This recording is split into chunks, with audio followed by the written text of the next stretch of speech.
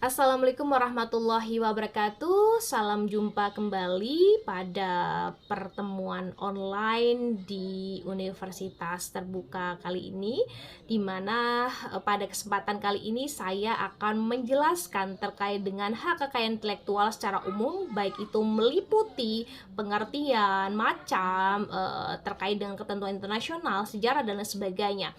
Di mana pada tahapan awal saya akan menjelaskan terkait dengan pengertian yang mana hak kekayaan intelektual merupakan suatu hak eksklusif.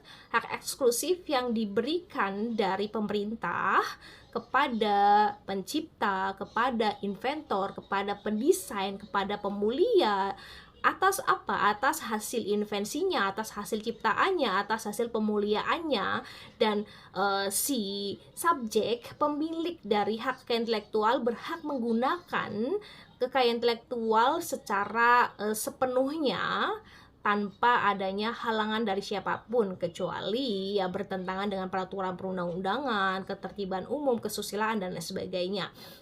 Nah, kalau kita bicara mengenai hak kekayaan intelektual itu merupakan suatu hak yang mana hak ini merupakan suatu hak yang bergerak dan tidak berwujud. Kenapa saya katakan hak yang bergerak dan tidak berwujud? Karena hak itu sendiri merupakan suatu benda. Kalau kita lihat di dalam pasal 499 KUH Perdata, di mana di situ disebutkan bahwasanya benda merupakan suatu barang atau hak yang dapat dimiliki. Artinya ketika kita berbicara mengenai benda, maka hak itu juga termasuk dalam benda. Benda jenis apa dalam hak kekayaan intelektual? Benda yang bergerak dan tidak berwujud, karena perlu diingat kembali bahwasanya jenis benda itu ada benda material dan ada benda imaterial. Benda material saudara bisa lihat ya, seperti misalnya mobil ya, rumah ya, meja, kursi dan lain sebagainya. Lalu kalau kita berbicara mengenai hak imaterial atau benda imaterial dalam hal ini, yaitu benda yang berkaitan dengan gadai, hak kekayaan intelektual. Nah, inilah hak kekayaan intelektual merupakan suatu hak yang berupa benda imaterial. Maka saya katakan di sini bahwasanya hak kekayaan intelektual termasuk benda yang bergerak dan tidak berwujud. Nah, di dalam hak kekayaan intelektual ada konsekuensinya ya. Konsekuensi dalam arti konsekuensi berupa hak eksklusif, karena dalam hal untuk melindungi karya intelektual dari manusia sebagai bentuk penghargaan ya dari pemerintah kepada baik itu pencipta, baik itu inventor, baik itu pemulia dan lain sebagainya. Nah, dan itu juga pemberian hak kekayaan intelektual kepada subjek pemilik kekayaan intelektual itu sebagai upaya dalam hal untuk memajukan ilmu pengetahuan dan teknologi, selain juga untuk dalam arti meningkatkan kesejahteraan dan dalam juga meningkatkan kompetisi di dalam perdagangan. Artinya nanti setiap subjek ini akan bersaing untuk menghasilkan produk, untuk menghasilkan suatu karya yang dapat bersaing, baik itu bersaing di dalam skala nasional maupun skala internasional.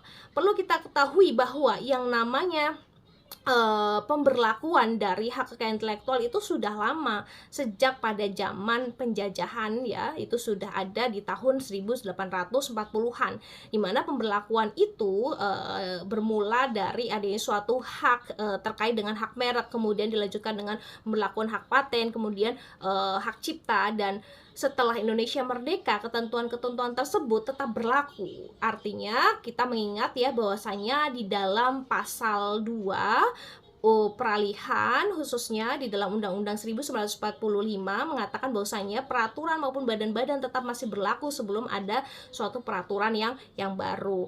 Nah, ketika sudah ada yang namanya TRIPS Agreement ataupun sudah ada konvensi-konvensi ya dan lain sebagainya, maka ini disesuaikan dan sudah diperbaharui dengan ketentuan-ketentuan internasional yang terbaru. Banyak sekali terkait dengan ketentuan-ketentuan internasional atau konvensi-konvensi internasional. Misalnya kita bisa lihat ada konvensi Paris ya, ada ada Berne Convention, lalu ada hasil dari berbagai macam konvensi tersebut ada yang namanya TRIPS Agreement. Nah, di dalam TRIPS Agreement ini dimuat prinsip-prinsip. Oleh karena itu, dalam hal kekayaan intelektual harus disesuaikan peraturan perundang-undangannya dengan prinsip-prinsip TRIPS Agreement tersebut. Yang kita ketahui bahwasanya TRIPS Agreement itu merupakan suatu persetujuan dari TRIPS yang mana ada trade-related aspect of intellectual property right, di mana ada berbagai macam prinsip. Ada prinsip terkait dengan pemberlakuan kesamaan, ya, baik kesamaan itu warga nasional dengan warga internasional, artinya tidak ada diskriminasi ya dari pemberlakuan hak kekayaan intelektual tersebut. Lalu juga harus diberlakukan terkait dengan prinsip penyelesaian sengketa yang berdasarkan pada TRIPS Agreement. Lalu juga ada penyesuaian dengan prinsip-prinsip tersebut pada peraturan perundang-undangan, khususnya perundang-undangan terkait dengan hak kekayaan intelektual. Nah, di mana kalau kita bicara mengenai hak kekayaan intelektual, tentu ada yang namanya pembagian hak kekayaan intelektual. Sebenarnya kalau kita bicara mengenai hak kekayaan intelektual, banyak sekali pembagiannya.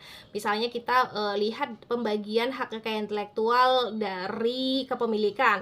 Ada kepemilikan secara personal dan ada kepemilikan secara komunal. Di mana kalau kita bicara mengenai kepemilikan secara personal, itu dibagi lagi. Ada yang namanya hak kekayaan intelektual berupa hak cipta, dan ada hak kekayaan intelektual berupa hak milik industri. Itu kalau kepemilikannya secara personal. Artinya kalau kita bicaranya mengenai personal itu hanya dalam dua tataran saja ya, hak cipta dan hak milik industri. Dan kemudian kalau kita berbicara mengenai kepemilikan komunal, maka itu akan terbagi lagi menjadi beberapa macam. Misalnya ada terkait dengan pengetahuan tradisional ya, ada ekspresi budaya tradisional, ada juga sumber daya genetik, ada juga indikasi asal. Nah, ini merupakan suatu kepemilikan yang sifatnya komunal. Dan kekayaan intelektual yang sifatnya komunal ini nanti kita akan bahas pada sesi ke-8. Dimana kalau kita bahas mengenai kepemilikan secara personal, itu ada yang namanya hak cipta. Nah, hak cipta itu meliputi apa saja? Meliputi ada ilmu pengetahuan, seni, dan sastra. Lalu juga kalau kita bicara mengenai kepemilikan personal terkait dengan hak milik industri, itu juga ada yang namanya paten, desain industri, desain tata letak sirkuit terpadu, rahasia dagang, ya, varietas tanaman, indikasi geografis, dan lain sebagainya. Dimana kalau kita kupas secara umum bahwasanya yang namanya hak cipta merupakan suatu hak yang dimiliki oleh si pencipta atas karya cipta di bidang ilmu pengetahuan, seni, dan sastra, di mana keberlakuan hak cipta itu berlaku secara otomatis. Artinya tanpa adanya suatu pendaftaran, maka karya, baik itu karya berkaitan dengan ilmu pengetahuan, seni, dan sastra, itu akan memiliki suatu hak yang melekat pada si pencipta. Namun terkait dengan pendaftaran penciptaan ya, terkait pendaftaran pada karya cipta perlu dilakukan dalam hal mengantisipasi terjadinya suatu tindakan atau terjadinya suatu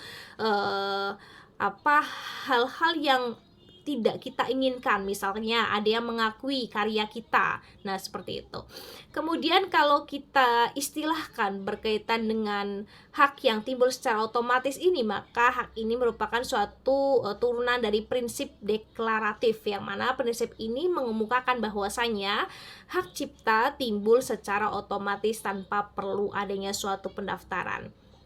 Kemudian ketika kita membahas mengenai hak paten, itu agak berbeda lagi. Hak paten, hak desain industri, desain tata letak sirkuit terpadu, varietas tanaman, dan sebagainya, itu meliputi pada hak milik industri. Dimana kalau kita bahas yang namanya hak paten merupakan suatu hak eksklusif yang diberikan pemerintah kepada inventor atas hasil invensinya dalam waktu tertentu.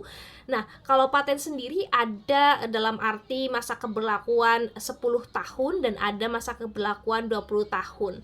Untuk paten 20 tahun tahun keberlakuannya, dan untuk paten sederhana itu keberlakuannya 10 tahun. Kemudian untuk hak milik industri lainnya, misalkan ada yang namanya desain industri. Nah, desain industri merupakan suatu karya yang mana karya tersebut berupa kreasi berbentuk suatu susunan dari garis, susunan dari warna yang menimbulkan kesan estetis, baik itu nanti bentuknya 2 dimensi atau 3 dimensi ya, baik itu nanti bisa berwujud suatu produk atau komoditas tertentu atau kerajinan tangan. Nah, itu berkaitan dengan desain industri. Lalu ada lagi yang namanya desain tata letak sirkuit terpadu. Nah, apa sih desain tata letak sirkuit terpadu? Kalau kita lihat dari istilahnya, yang namanya desain tata letak. Yang namanya desain tata letak itu merupakan suatu bentuk dari yang namanya kreasi perletakan 3 dimensi berbagai macam komponen.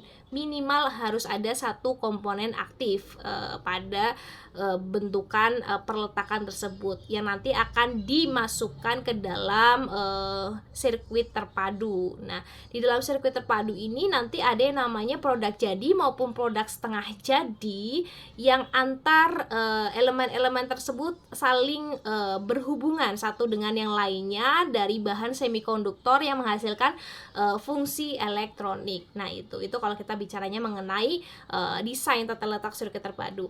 Lalu kalau kita bicara mengenai rahasia dagang. Nah, rahasia dagang ini merupakan suatu informasi yang tidak diketahui oleh umum yang bersifat rahasia, dan informasi tersebut tidak dikemukakan di umum. Nah, seperti itu. Nah, artinya ada upaya-upaya untuk menjaga informasi tersebut. Nah, lalu masa keberlakuan dari rahasia dagang itu berapa lama? Nah, untuk rahasia dagang ini keberlakuannya selama informasi tersebut tidak diketahui oleh umum, maka akan mendapatkan yang namanya hak terkait dengan intelektual, khususnya dari rahasia dagang.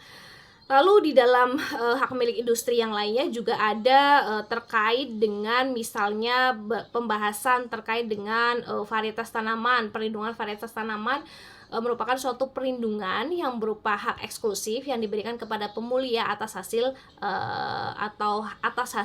atau proses pemuliaan yang telah dilakukan. Nah, itu. Nah, dari kesekian yang sudah saya sebutkan terkait dengan hak milik industri ya, berkaitan dengan tadi paten, desain industri, desain tata letak sirkuit terpadu, varietas tanaman, rahasia dagang, dan lain sebagainya, memuat suatu prinsip, yaitu prinsip berkaitan dengan prinsip konstitutif. Artinya apa? Prinsip konstitutif ini adalah pendesain ya, si inventor maupun si pemulia ini harus mendaftarkan karya intelektualnya. Nah, kalau tidak didaftarkan maka tidak akan bisa memiliki suatu hak perlindungan, yaitu hak perlindungan yang sifatnya eksklusif dari pemerintah. Nah, karena sifatnya berdasarkan atas prinsip konstitutif. Dan dimana kalau kita perlu mengingat kembali di dalam hak kekayaan intelektual itu tidak hanya dalam tataran-tataran yang sifatnya abstrak, namun kalau kita bicaranya mengenai karya, mengenai suatu karya intelektual itu sifatnya harus konkret. Artinya kalau saudara masih memikirkan berupa ide, berupa gambaran, berupa rancangan yang ada di dalam suatu imajinasi saudara dan belum dituangkan di dalam suatu bentuk yang nyata, bentuk yang belum bisa dilihat, belum bisa didengar, belum bisa dibaca, atau belum bisa digunakan, dimanfaatkan dalam kegiatan yang sifatnya praktis, maka ini tidak akan bisa mendapatkan perlindungan. Karena pada hakikatnya yang namanya hak kekayaan intelektual merupakan suatu hak eksklusif pada suatu hak kebendaan yang sifatnya konkret, bukan suatu ide, bukan suatu dalam tataran yang abstrak seperti itu. Nah, Kemudian kita bahas lagi terkait dengan hak kekayaan intelektual yang ada di dalam KUH Perdata, yaitu Kitab Undang-Undang Hukum Perdata, di mana kalau kita bahas di dalam KUH Perdata itu banyak ya pengaturannya, mulai dari pengaturan buku pertama terkait dengan orang, buku kedua terkait dengan benda, buku ketiga terkait dengan perikatan, buku keempat terkait dengan pembuktian dan daluarsa. Nah, di dalam hak kekayaan intelektual akan kita koneksikan dengan buku kedua dan buku ketiga, yang mana di dalam buku kedua membahas tentang zakat, yaitu berkaitan dengan benda, yang mana yang di awal saya katakan bahwasanya hak kekayaan intelektual merupakan suatu hak kebendaan yang mana benda tersebut bergerak dan tidak berwujud, yang ada di dalam khususnya klasifikasi terkait benda berupa hak ada di dalam pasal 499 KUH Perdata. Nah, kemudian di dalam perikatan itu juga ada suatu implementasi dari pengalihan hak, karena kalau kita bicara mengenai hak kekayaan intelektual, pengalihan hak ini banyak sekali ya. Ada pengalihan hak dari waris, wasiat, hibah, wakaf, perjanjian, ada juga dari sebab-sebab lain yang diatur dalam peraturan perundang-undangan. Nah, kalau di dalam perikatan di dalam buku ketiga kita kaitkan di dalam khususnya pasal 1233, yang mana sebenarnya kalau kita bicara mengenai perikatan pada konteks kali ini, yaitu perikatan yang timbul dari perjanjian, karena perikatan itu kan timbul ada yang dari undang-undang dan ada yang dari perjanjian, di mana perikatan itu merupakan suatu ikatan ya antara seseorang dengan seseorang yang lainnya, atau seseorang dengan badan hukum atau beberapa badan hukum atau beberapa orang. Nah, itu yang mana satunya melakukan suatu prestasi dan satunya berkewajiban atas prestasi yang dilakukan. Dan perlu diketahui di dalam suatu pengalihan hak kekayaan intelektual yang sifatnya haknya ini adalah hak relatif, karena kalau kita bicara mengenai hak itu kan ada hak absolut dan hak relatif. Hak relatif itu hanya bisa berlaku terkait dengan perjanjian. Hak itu berkaitan pengalihan saja, maka itu sifatnya relatif. Kalau hak yang sifatnya absolut berarti hak yang dimiliki oleh si pencipta, oleh si pendesain, oleh si inventor atau oleh si pemulia. Namun kalau berkaitan dengan misalnya hak relatif berarti kita kaitkan dengan yang namanya perjanjian atau pengalihan, misalkan dengan lisensi kah atau dengan perjanjian kah. Nah, di sini.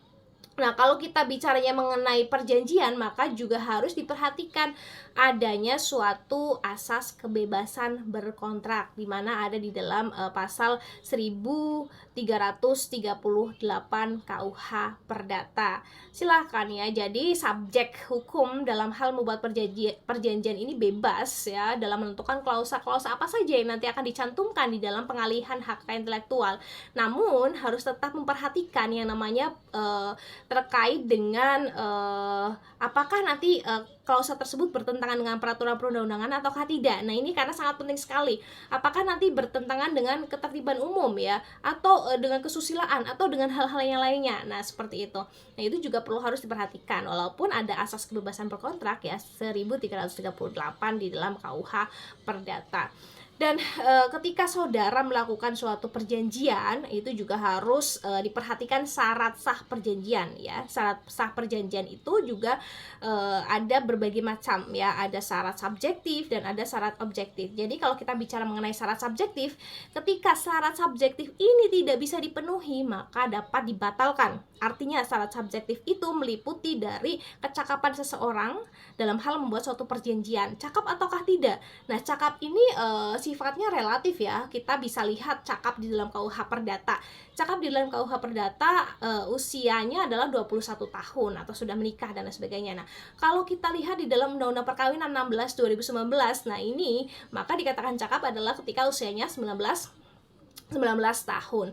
Lalu juga perlu diperhatikan terkait dengan syarat subjektif, yaitu tanpa adanya suatu paksaan. Jadi ketika suatu perjanjian dibuat dengan adanya suatu paksaan, maka perjanjian ini dapat dibatalkan. Nah, seperti itu ya. Jadi tidak boleh ada paksaan, maupun misalkan ada seseorang yang masih dalam pengampuan kurator ingin membuat suatu perjanjian, ini tidak bisa, karena bisa dibatalkan ya, karena tidak memenuhi syarat sah suatu perjanjian. Nah, kemudian juga dalam hal membuat perjanjian perlu diperhatikan juga syarat objektif. Syarat objektif meliputi adanya sesuatu ya, lalu ada sebab-sebab yang halal. Adanya sesuatu hal itu berkaitan dengan misalnya seseorang ini akan melakukan atau tidak melakukan. Nah, seseorang ini akan memberi atau melakukan atau tidak melakukan, ini bentuk-bentuknya. Kemudian terkait dengan hal-hal atau sebab-sebab yang halal, itu berkaitan dengan tidak boleh bertentangan dengan peraturan perundang-undangan, ketertiban umum, kesusilaan, dan sebagainya. Kalau sampai di dalam suatu perjanjian yang dibuat tidak memenuhi syarat sah perjanjian berkaitan dengan objeknya, maka akan perjanjian tersebut dalam arti batal demi hukum. Nah, demikian pada sesi pertama kali ini terkait dengan pembahasan hak kekayaan intelektual secara umum. Saya akhiri, sampai bertemu kembali di sesi-sesi berikutnya. Wassalamualaikum warahmatullahi wabarakatuh.